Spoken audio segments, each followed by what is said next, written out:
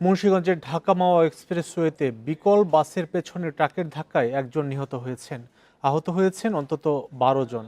গভীর রাতে এক্সপ্রেসওয়ের শ্রীনগর উপজেলার কামারখোলা সেতুর ঢালে এই দুর্ঘটনা ঘটে। পুলিশ জানায় ময়মনসিংহের গৌরীপুর থেকে ফরিদপুরের আটরশি দরবার শরীফে যাচ্ছিল বাসটি। শ্রীনগরের কামারখোলা এলাকায় পৌঁছালে বাসটি বিকল হয়ে যায়। মেরামতের জন্য বাসটি দাঁড়ানো ছিল। এ সময় ট্রাক বাসের পেছনে ধাক্কা দিলে একজন নিহত হন। আহত ১২ জনকে উদ্ধার করে নেওয়া হয় শ্রীনগর স্বাস্থ্য কমপ্লেক্সে। ৫ জনের অবস্থা আশঙ্কাজনক হয় তাদের ঢাকা মেডিকেলে পাঠানো হয়েছে।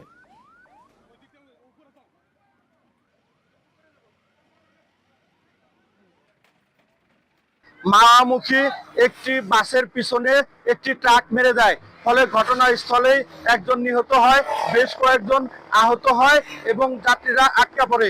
শ্রীনগর ফায়ার স্টেশন আটকে পড়া যাত্রীদেরকে উদ্ধার করে বিভিন্ন হসপিটালে প্রেরণ করে।